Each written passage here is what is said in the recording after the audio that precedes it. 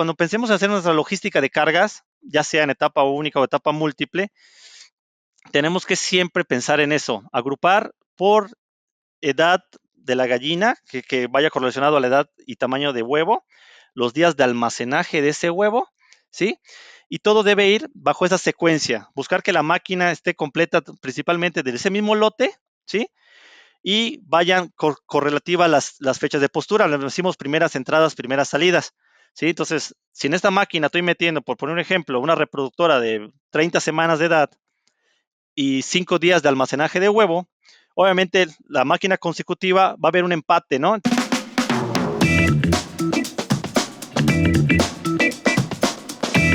Bienvenidos a este nuevo podcast. Mi nombre es Daniela Libolsi y hoy tenemos el agrado de tener al ingeniero Efraín Gutiérrez para que nos hable sobre los puntos claves en el proceso de incubación. Bienvenido, Efraín. Hola Daniela, muchas gracias por la invitación, un gusto estar aquí con ustedes. El gusto es nuestro. Para la audiencia que no te conoce, Efraín, ¿nos querés comentar un poquito cómo ha sido tu formación académica, cómo ha sido tu experiencia laboral, dónde estás actualmente y contanos un poquito? Claro que sí, pues mira, yo estudié la carrera de Ingeniería Industrial ya hace más de 20 años y posteriormente, ya unos años después, ya trabajando en el medio avícola, estudié la maestría en Administración para que me ayudara a desempeñarme un poquito más en mis labores. Sin embargo, bueno, el próximo año incluso cumplo 20 años ya en la industria avícola. Ya también prácticamente toda mi vida profesional la he cursado en este medio. Estuve y principalmente en el área de incubación de pollo de engorda. Tuve un pequeño lapsus por allá de casi 2 años en plantas de alimento balanceados, donde empecé realmente en la industria avícola. Y después, por azares del destino, pues obviamente llego a este mundo de incubación, donde pues ya he estado muy contento. He tenido la fortuna de trabajar para las dos empresas avícolas más importantes aquí en México, de donde soy originario, y actualmente ya a punto de cumplir 14 años en Pilgrims, que es el mayor productor de pollo a nivel mundial. Entonces, pues ya te imaginarás el orgullo y reto que implica estar en esta empresa, pero muy contento y, repito, muy orgulloso. Y básicamente, ahora sí, muy resumido, ha sido mi vida profesional y laboral y mi área académica. Mira, qué curioso, Efraín. Solemos entrevistar a muchos veterinarios, agrónomos, incluso biólogos, que siempre han tenido como cierta implicancia en el medio, sea porque vienen de familias productoras o porque siempre les ha gustado el campo y los animales. ¿Alguna vez te imaginaste trabajando en este sector o cuando te recibiste tenías otra cosa en mente? Nunca, nunca, Daniela, realmente, obviamente, durante la carrera cuando cursé la carrera de ingeniería, incluso las visitas que hacíamos eran empresas industriales del área metal metalúrgico o automotriz.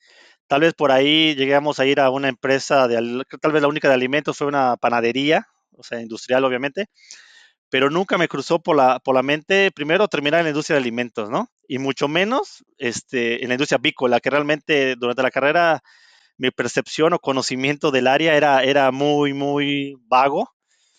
Este, y obviamente, como dije al principio, los azares del destino me llevaron a esta área, pero muy contento, ¿no? Muy contento. Incluso, eh, no sé si se habrá dado en los países, pero aquí en México, hace unos 20 años, empezó una transición realmente. Los que estaban incluso en las plantas incubadoras eran médicos veterinarios y como que se empezó a dar una transición hacia ingenieros por la cuestión industrial que conlleva un proceso. A pesar de que trabajamos creando vida, me gusta decirle a mí, ¿sí? Pero pues tenemos un proceso industrial donde entran muchos procesos, obviamente, aunados a como una carrera de ingeniería industrial o una doc, ¿no? Entonces, así me tocó llegar en esta transición y mira, pues aquí ya estamos cerca de los 20 años en este medio. Tal cual, las vueltas de la vida. Las vueltas de la vida, es correcto. Bien, bueno, y entrando en la temática del episodio, como bien sabemos, el manejo o todas las prácticas que se llevan a cabo en la planta de incubación pueden ayudar a expresar todo este potencial genético que tienen las aves o, en el peor de los escenarios o en el peor de los casos, comprometerlo. y llegar a ser la causa de la mortalidad al llegar a las granjas. Con esto en mente, me gustaría preguntarte, Efraín, ¿cuáles son, desde tu experiencia a campo, los requerimientos ambientales para el desarrollo óptimo del embrión durante esta etapa tan importante que es la incubación? Claro que sí. Mira, pues básicamente te podemos mencionar 4 puntos, ¿sí? 4 puntos que el principal, obviamente, bueno, no hay ninguno principal, todos se correlacionan y todos son importantes, pero el primero vamos a mencionar es la temperatura, ¿sí? Para que detonar el crecimiento y el desarrollo embrionario, obviamente sabemos que necesitamos temperatura. Básicamente necesitamos proveer al embrión de 37.8 grados centígrados, estamos hablando de unos 100 grados Fahrenheit, este, durante el ciclo de desarrollo embrionario para lograr, como tú muy bien expresaste, un adecuado crecimiento y expresar ese potencial genético que actualmente tienen las aves, que año tras año, pues obviamente sabemos que se mejora en todos los ámbitos. Entonces, pues el primero la temperatura. El segundo sería la humedad. La humedad relativa es muy importante controlarla porque necesitamos hacer que el huevo, durante ese desarrollo, sabemos que está respirando a través de la membrana coreoalantoidea, ¿sí? Convirtiendo el oxígeno en dióxido de carbono, igual que nosotros. Pero también ellos necesitan, durante ese proceso, expulsar vapor de agua, ¿sí? Agua gaseosa. Entonces, para tener una pérdida adecuada de humedad durante ese ciclo, ¿sí? Y también tener un correcto desarrollo embrionario. La siguiente es la ventilación. Necesitamos tener una adecuada ventilación. ¿Por qué? Porque tanto la transferencia de calor como ese intercambio gaseoso del que comentaba hace un momento, pues interviene la ventilación, ¿sí? Para poder proveerle al embrión la temperatura, necesitamos hacer transferencia de calor a través de la ventilación y para ello, pues obviamente necesitamos controlar tanto la velocidad del aire como la uniformidad de ese mismo aire dentro de la máquina incubadora, sin importar la marca, sin importar si es de etapa única, si es de etapa múltiple. Entonces, la ventilación sería el tercer punto. Y por último, de los que decía, de los 4 que decía, sería el volteo en el huevo. ¿Sí? Como sabemos, es muy importante que el huevo, sobre todo los primeros 10, 12 días del desarrollo embrionario, tenga movimiento. Entonces, necesitamos controlar que el volteo se dé en una frecuencia establecida y a unos grados establecidos, que lo ideal serían 45 grados, ¿sí? Podemos igual, y hay muchos estudios que así lo confirman, manejar menos grados, 40 grados, 38 grados, como ya no menos de eso, y sin repercusiones para el embrión. Sin embargo, la parte importante es que todos los carros estén a esos grados, porque si tenemos varios carros en la máquina y unos están a 45, otros a 40, pues repercute también en la desuniformidad de la ventilación, de las temperaturas y lo que comentaba yo hace un momento. Entonces, es muy importante esos 4 puntos, monitorearlos y tenerlos muy controlados dentro de nuestro proceso. Y yo agregaría uno más, Daniela. Uno muy importante que a veces cuando hablamos de cuestiones ambientales, no se menciona mucho, que sería un área libre de gérmenes, de patógenos que pudieran afectarnos tanto el embrión como al pollito ya nacido. Tenemos que pensar en la incubación como una sala de maternidad, tanto las salas incubadoras como las salas nacedoras. Tenemos que tener un concepto como una sala de maternidad, como un quirófano, ¿sí? Entonces tenemos que proveer un ambiente lo más limpio posible. Tenemos que tener una limpieza y sanitización. Creo que a todos los que tenemos la dicha de ser padres no nos gustaría que nuestro hijo naciera en un lugar donde hubieran situaciones que lo pudieran enfermar o dañar, ¿no? Entonces queremos que nazca en un ambiente lo más limpio posible. Entonces lo mismo pasa con los pollitos, ¿no? A veces es tanta la cantidad que vemos y tanto el manejo de todos los días que perdemos esa sensibilidad de lo que estamos haciendo. Entonces, ese yo lo pondría como un quinto punto, la parte de limpieza y bioseguridad para mantener esa calidad, ese confort y esa salud en los pollitos recién nacidos, sobre todo, que sabemos que obviamente nacen y todavía tienen que un área de su ombligo todavía que terminar de cicatrizar, entonces tenemos que cuidar esa parte. Bien, todos estos parámetros que mencionaste nos aseguran en gran medida la calidad del pollito. Pero también sabemos que la calidad de ese pollito empieza mucho antes, ¿no?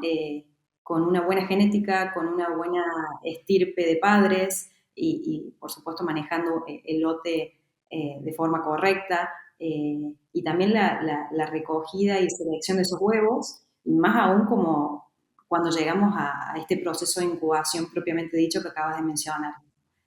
No realizar bien este trabajo con la importancia que remarcaste recién, lamentablemente puede desmoronar todo el trabajo previo y ni hablar de toda la inversión que se pierde, ¿no? Es correcto, sí, sí, sí, ya tenemos que tener claros que el área de incubación es una continuación de reproductoras, ¿sí? No podemos desligarnos de ellos.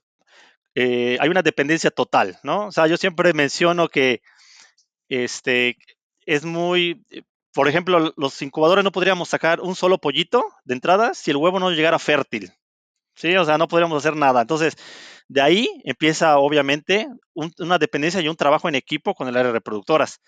Entonces, pero obviamente ellos haciendo sus labores y mandándonos huevo, con fertilidad, un huevo con la calidad tanto interna como externa del cascarón correcta y todos los parámetros genéticos y nutricionales correctos, pues obviamente ya toda la responsabilidad ya cae ahora sí en el incubador de expresar todo ese potencial que habíamos mencionado para poder generar obviamente la mayor cantidad de pollitos de la mejor calidad y obviamente al menor costo, ¿no? Porque no olvidemos que estamos en una empresa donde tenemos que generar una rentabilidad. Entonces, parte de esa calidad de ese pollito para expresar esa genética que ya trae, pues obviamente estamos hablando también que se tiene que convertir en más kilos de carne y eso implica pues obviamente mayor rentabilidad para la empresa.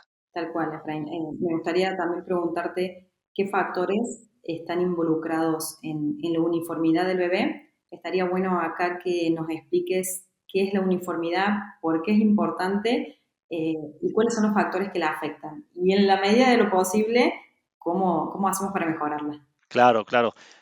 Pues es sumamente importante. Cuando hablamos de uniformidad en el pollito, estamos hablando pues calidad también de pollito. Y estamos hablando también de facilitar y dar las mejores condiciones a nuestros clientes, que serían los de pollo de engorda, que van a engordar ese pollito, para hacerlo de la mejor manera.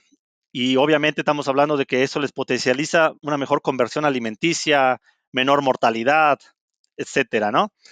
Entonces, la uniformidad básicamente es obviamente que lo ideal sería que todos los pollitos que mandamos a las granjas pesen lo mismo, sean una línea recta de peso, sería lo ideal. Obviamente hay una variabilidad natural, estamos hablando de seres vivos y hay una variabilidad natural, que eso es imposible, pero sí podemos controlar esa parte hasta cierto punto.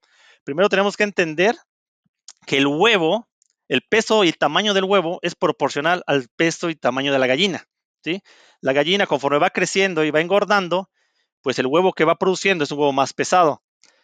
Por ejemplo, nosotros empezamos a incubar cuando rompen postura las gallinas con huevos de 48 gramos, hasta llegar pues hasta a su final de ciclo de vida de producción de las gallinas, que está rondando ya los 70 gramos. Entonces, estamos hablando que casi 50 gramos, 50%, perdón, del peso con el que empieza un huevo, termina. Entonces, lo primero pues, que tenemos que entender ahí es que para tener un huevo dentro de pesos uniformes, que me faltó mencionar que también el peso del pollito es proporcional al peso del huevo. Mientras más grande sea el huevo, va a generar un pollito de mayor peso. Entonces, lo primero, pues obviamente necesitamos para mantener esa uniformidad que la gallina dentro de la granja de reproductoras tenga una uniformidad de peso, para que los huevos producidos estén dentro de una uniformidad. Y cuando hablamos de uniformidad, el control, pues son controles estadísticos que hablamos, ¿no? De desviaciones estándar para generar coeficientes de variación, que lo ideal, obviamente, dentro del huevo y el pollito, dependiendo de la edad, pues hay unos estándares que incluso manejan las casas genéticas respecto a esto, pero andan rondando del 7 al 8% de coeficiente de variación para hablar en términos que traemos una uniformidad adecuada.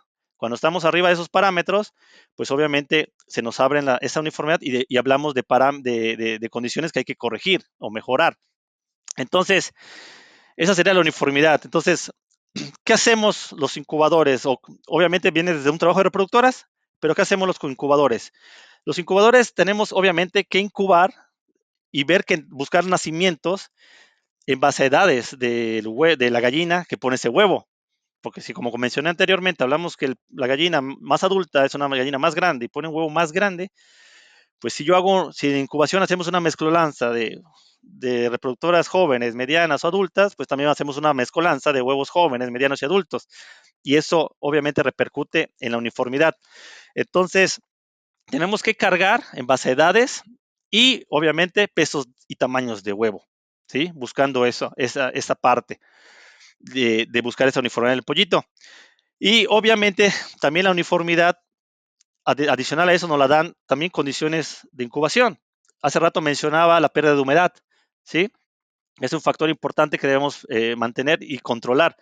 Tenemos que buscar que el huevo esté perdiendo un 12% de su peso original a los 18 días y medio a la transferencia, ¿sí? Y que todo el huevo lo pierda en la misma proporción dentro de la máquina para tener también una uniformidad en ese pollito que van a hacer y nazca con una calidad adecuada. Entonces, son los factores más importantes, yo creo, que afectan la uniformidad.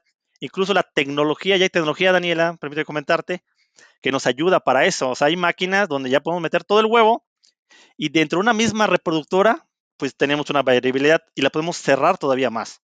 De tal forma que la máquina nos separa dentro de ese mismo lote huevos con cierto rango de peso que le establezcamos y podemos decir, dentro del mismo lote de esa reproductora de esa misma edad, sacar huevo chico, mediano y grande y incubarlo así. Entonces todavía generar y manejarlo como un lote individual cada tamaño y generar aún más es una ventana de uniformidad más cerrada. Y como mencioné al principio, pues eso le da una gran ventaja a nuestros clientes de pollo para llevar ese lote de la mejor manera en cuanto a su alimentación y su desarrollo y obviamente al final de su ciclo para sacarlo ya con un peso mayor, más uniforme, ¿no? Y tener menos problemas con clientes, con plantas de proceso y con mucho de toda la cadena productiva en este medio. Bien, bien. Retomando un poco lo que dijiste de la carga de huevos de la máquina incubadora y contemplando aquí en el mercado latinoamericano en general, podemos encontrar diferentes tipos de máquinas incubadoras, etapa única o multietapa, que si bien estas últimas no son las más vendidas o las más eficientes, mejor dicho, siguen en el mercado y siguen siendo una opción viable para muchos. Te pregunto, Efraín, al momento de hacer la carga en una máquina multietapa, por ejemplo, ¿qué parámetros debería tener en cuenta al momento de distribuir dichas cargas? Sí, claro. Pues de entrada, como lo mencioné ahorita, tamaño de huevo, ¿sí? Los días de postura también, ¿sí? Pensando que obviamente el tamaño de huevo afecta para las horas de incubación. Un huevo más grande requiere un poco más de tiempo de incubación o alcanzar el punto de desarrollo embrionario, entonces, que un huevo más pequeño. Un huevo con más días de almacenaje va hacia lo mismo, requiere más tiempo de incubación que un huevo de pocos días de almacenaje. Entonces, cuando pensemos en hacer nuestra logística de cargas, ya sea en etapa única o etapa múltiple, tenemos que siempre pensar en eso, agrupar por edad de la gallina, que vaya correlacionado a la edad y tamaño de huevo, los días de almacenaje de ese huevo, ¿sí? Y todo debe ir bajo esa secuencia, buscar que la máquina esté completa principalmente de ese mismo lote, ¿sí? Y vayan correlativa las fechas de postura, le decimos primeras entradas, primeras salidas, ¿sí? Entonces, si en esta máquina estoy metiendo, por poner un ejemplo, una reproductora de 30 semanas de edad y 5 días de almacenaje de huevo, obviamente la máquina consecutiva va a haber un empate, ¿no? Entonces tengo que considerar si sigue ese mismo lote, pero ahora sería la postura de 4 días, no voy a meter la postura de 2 días, por poner un ejemplo. Y así secuencialmente todas las máquinas y todas las cargas. Por eso se debe llevar un buen control de inventarios del huevo que tengamos en planta, de las producciones que se están generando y lo que vayamos a recibir, y en base a eso hacer una adecuada programación de cargas, ¿sí? Para garantizar este manejo adecuado y no generar esa cuestión. Obviamente nos topamos con muchas cuestiones logísticas aquí, pero es importante manejarlas, ¿sí? Y es importante tener siempre, pues obviamente los pesos del huevo y el control de los días de almacenaje, etcétera, etcétera. Y la comunicación con reproductoras ante alguna situación, ¿no? Que tengamos que considerar dentro de esa misma carga. Y tratar siempre, eso sí, de seguir las indicaciones de la máquina en cuanto al fabricante.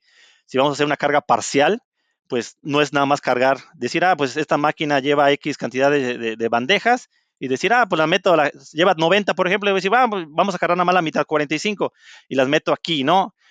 Hay logística de distribución de eso para mantener la uniformidad en las temperaturas, ventilación, etcétera, ¿no? Entonces, siempre seguir esas indicaciones de la máquina, que ya esa te la da el fabricante, ¿no? Y generalmente son la mejor opción para llevarlas a cabo. Bien, súper, súper claro. Bien, y hay otro parámetro también muy importante controlar en plan de incubación que lo mencionaste previamente, que no podemos dejar pasar por alto, que es la ventana de nacimientos, que sabemos que cuanto mayor amplitud tenga, más tiempo tienen los pollitos sin consumir alimento. Por lo que me gustaría preguntarte cómo hacemos para manejar correctamente esta ventana de nacimientos, como ampliarlo un poco más y de vuelta, ¿qué factores la afectan? Sí, cuando hablamos de ventana de nacimiento, obviamente, como bien menciona, estamos hablando de calidad de pollito, ¿sí? Estamos hablando de calidad de pollito y es uno de los puntos más importantes que yo creo como incubador tenemos que mantener en una planta de incubación, ¿no? Pero antes, Daniela, me gustaría aclarar un punto que a veces se confunde mucho cuando hablamos de ventana de nacimiento. Tenemos que tener claro que una cosa es la ventana de nacimiento y otra cosa es el tiempo de incubación, porque a veces lo manejamos de igual manera y no es así. Para mencionarlo, por ejemplo, la ventana de nacimiento, cuando hablamos de ventana de nacimiento, tenemos que referirnos cuando empieza a eclosionar los primeros pollitos y el momento que terminan de eclosionar los últimos pollitos, ¿ok? Y cuando hablamos de tiempo de incubación, es hasta que, desde que metemos el huevo a la máquina incubadora, hasta que retiramos el pollito de la máquina nacedora. Porque muchas veces me ha tocado ver, es que tengo una excelente ventana de nacimiento. Cuando hablamos de una buena ventana de nacimiento, tenemos que hablar no más de 30 horas desde que eclosiona el primer pollito hasta que eclosiona el último. Tengo una ventana de nacimiento de 24 horas, una excelente ventana de nacimiento. Sí, pero el tiempo de incubación se quedan 20 horas más los pollitos en nacedora después que eclosionó, o 30 horas después que eclosionó el último pollito, o que ya está listo para sacarlo. Entonces se pierde todo lo bueno que tenía esa ventana muy cerrada, se pierde en esa parte, ¿no? Entonces, tenemos que saber discernir y manejarla en ese sentido, la ventana de nacimiento y el tiempo de incubación. Ok, todo lo que hemos mencionado anteriormente, Daniela, de uniformidades y todo, obviamente también repercute en la ventana de nacimiento. ¿Sí? Como sabemos, los que estamos en este medio, y lo hemos mencionado, cuando hablamos también algo que ayuda mucho a la ventana de nacimiento, pues son las máquinas de tapa única contra las máquinas de tapa múltiple. Podemos mantener controles más precisos durante todo el desarrollo del embrión por tenerlos de la misma edad de desarrollo embrionario, eso nos da mayor uniformidad. Entonces, en la práctica, la ventana de nacimiento siempre generalmente va a ser mucho más fácil y mejor de controlar una máquina de etapa única que etapa múltiple. Pero ¿cómo lo hacemos en esto? Bueno, pues hay dos factores, ¿no? Si vamos a poner que controlamos la uniformidad en el huevo, los días de almacenaje y todo lo que mencionamos anteriormente. Entonces ahora vamos a la parte técnica de la máquina. Tenemos que tener un mantenimiento preventivo, predictivo, permanente en la máquina muy correcto, que nos mantenga las uniformidades de temperatura y ventilación en toda la máquina, que no tengamos puntos muy fríos o muy calientes, porque esto obviamente abriría el desarrollo embrionario en esos puntos y ampliaría obviamente la eclosión en los pollos y obviamente la ventana de nacimiento. Entonces, ese sería el principal factor a tener muy en cuenta. Algo que también, cuando hablamos, también repercute ahí la humedad, porque muchas máquinas, principalmente las de etapa múltiple, muchas de única ya no las traen, es las espreas que permiten mantener esa humedad. Si no tenemos una adecuada espreado en la máquina con la ventilación, también nos enfrían ciertas zonas de la máquina y nos abre más esa ventana de nacimiento. Entonces, también son puntos que tenemos que controlar. Y como bien dice el dicho, lo que no se mide no se puede controlar y si no se controla no se puede mejorar.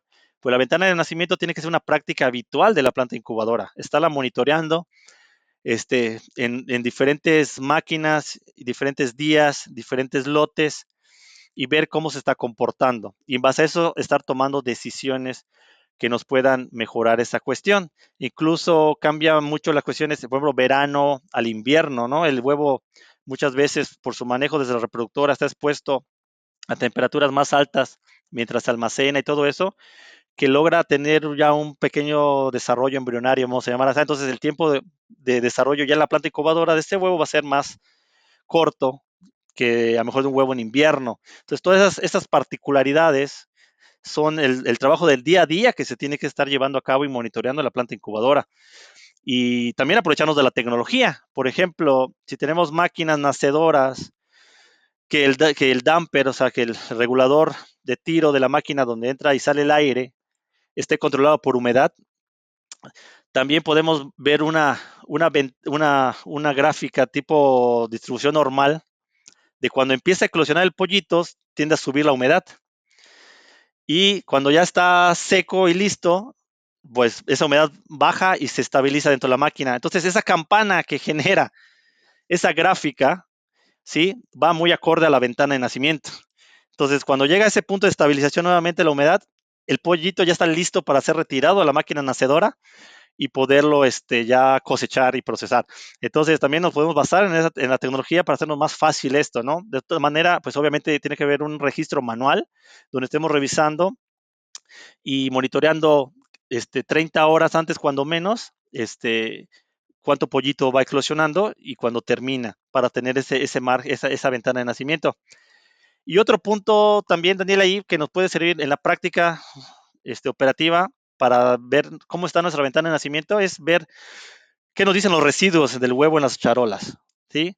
Si están manchadas de mucho meconio, el pollito pues está permaneciendo mucho tiempo en la nacedora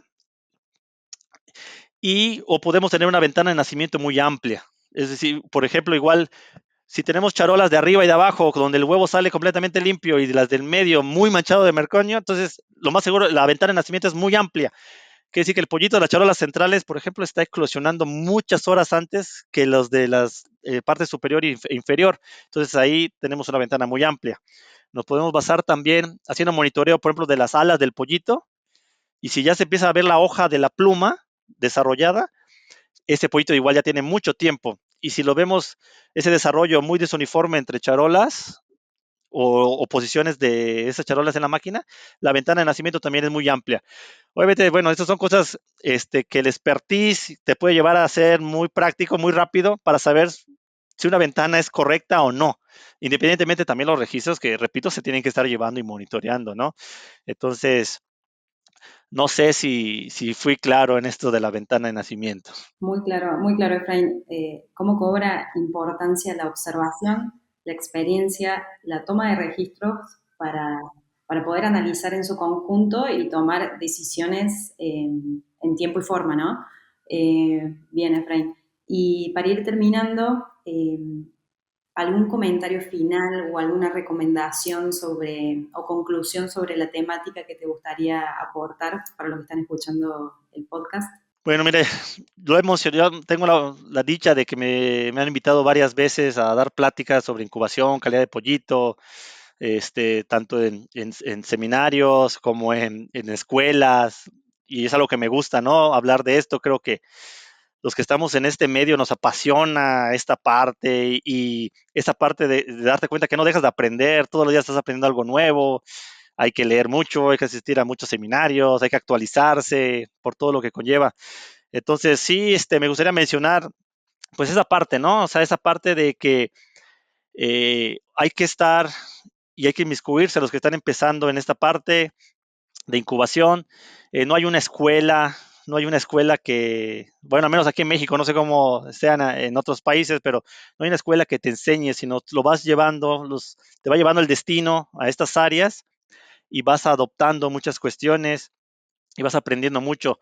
Pero lo más importante, pues es obviamente sentir esa pasión, disfrutarlo, ¿sí? Y aprender y todos los días buscar la mejora continua, ¿no? Como en cualquier otra área de profesional y de la vida. Entonces, y saber que recae en nosotros una gran responsabilidad, ¿no? Tanto con la empresa, tanto con los que van a consumir esa carne, y tenemos una noble labor de estar, pues obviamente generando un alimento de proteína de origen animal para nuestro consumo. Entonces, es una labor noble, yo así lo veo. Entonces, el esfuerzo y todo lo que se conlleva para hacerlo de la mejor manera, obviamente, pues siempre va a ser bien recibido. Tal cual, Efraín, qué linda recomendación.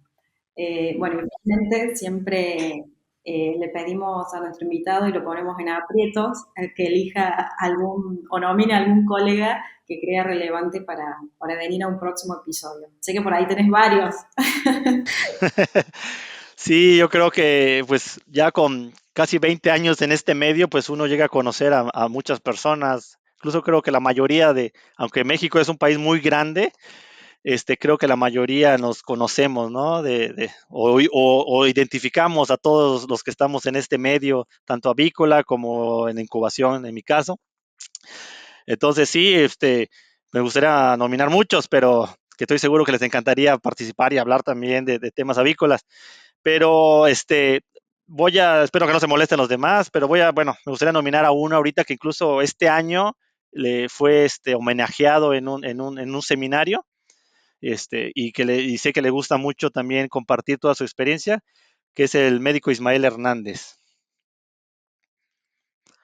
Él tiene pues, ya una larga trayectoria en este medio avícola y mucho conocimiento y le gusta toda esta parte también. Participa todo el tiempo en seminarios, charlas y le encanta transmitir toda esa experiencia. Bárbaro, vamos a comunicarnos con él entonces.